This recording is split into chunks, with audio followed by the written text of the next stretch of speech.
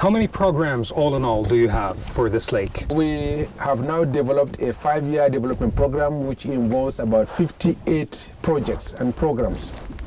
About 50 of them are actual projects, concrete projects to be put on ground, and 8 of them about capacity building of either the stakeholders or the executive secretariat or other people that are involved in the management of the resources in the Lake Chad. So we have concrete programs that we intend to present to an international donor conference to solicit for support to finance them.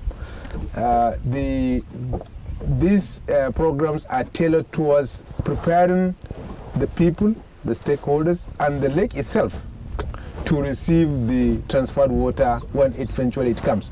It involves so many aspects that we need to do sensitization, we need to do rehabilitation of the river system that will bring in the water, we need to do desilting of some part of the lake, we need to address this issue of the weeds because they occupy a place where water should be.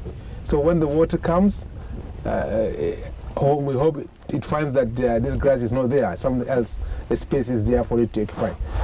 In order to guarantee the success or the bankability of this project, this donors conference, the donors themselves, they need guarantees. Can you talk about the sort of guarantees that you're presenting them with in order to secure transparency? This time around, we want to change.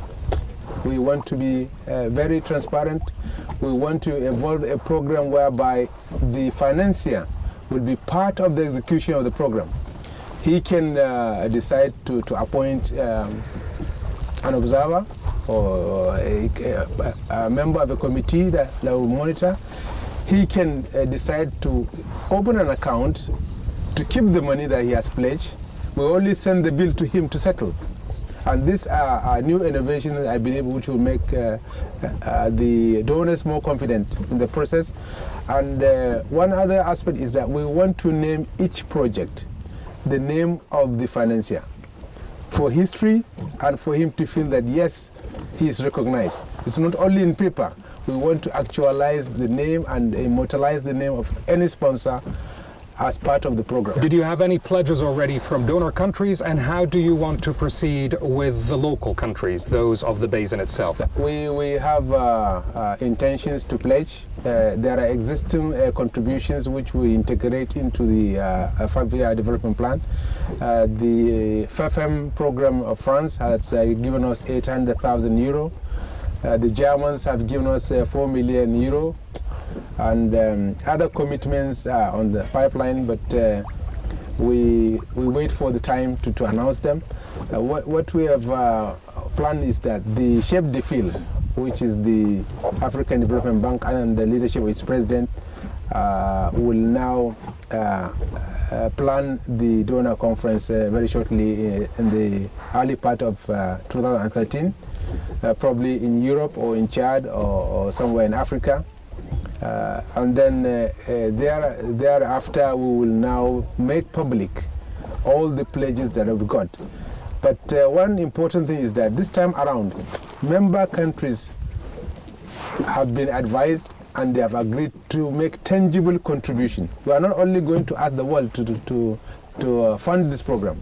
Member countries are going to make special contribution towards externalization of this program.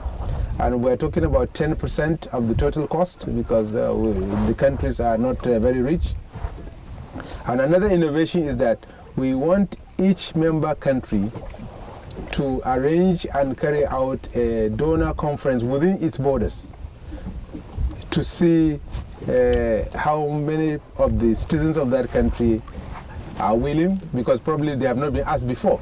Now we want to ask people, individual companies, individual rich people, even ordinary citizen can give 10 francs CFA to show his commitment towards saving the Lake Chad. Could you talk about the possible fallouts if the international community fails to address this problem of Lake Chad? The consequences of doing nothing is that in the next 15 years or so, this Lake Chad may dry up. And out of the 30 or 40 million people who are eligible, who are physically fit, will have to find other ways of surviving. And the problem is maybe 50% of them will have to move out to Europe. And that's a serious problem for Europe also. So saving Lake Chad is not only saving us in the region, it's saving Africa and the world. And we are hoping that tout le monde, as we say in French, are listening, and they will be able to see the reason and the wisdom in helping us save the Lake Chad and save over 30 million people, probably 40 by the time when the help comes. That brings us to an end of this interview. Mr. Abdullahi, thank you for being with us. Thank you so much for being with me. You can watch this interview and read the entire transcript on www.alqarratv.net.